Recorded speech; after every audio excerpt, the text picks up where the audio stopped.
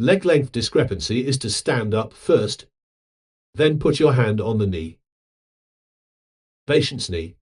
So leg length discrepancy is to see which one is long, which one is short. The side with pain is the problem. If it's short, you have to pull it out. If it's long, you have to push it in. Push it in. So now I want to say that it hurts here and it's longer. So use this technique. Let's say it's the right leg today.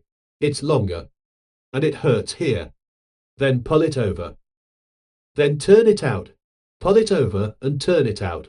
And now we are like this. Pull it here. Hands need to change. Then press this way. Hands need to come up here. Press here. Our body needs to change. Turn around. Then turn around. Now press down again. Here. Bring this up. Press down like this, pop. In this posture,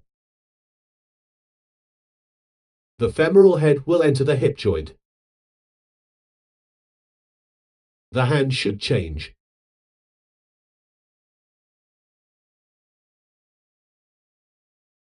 Like this.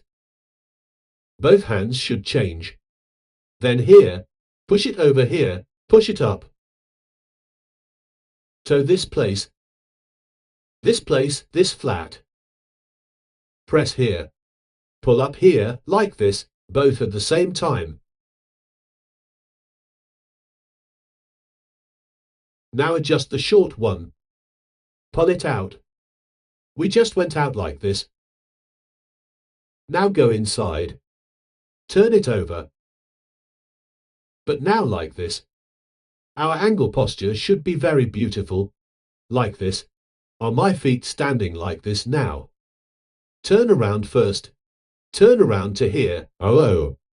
This is called strength and beauty. So beautiful. Is the posture good? Good 100 points. Come again. Pull the power to here.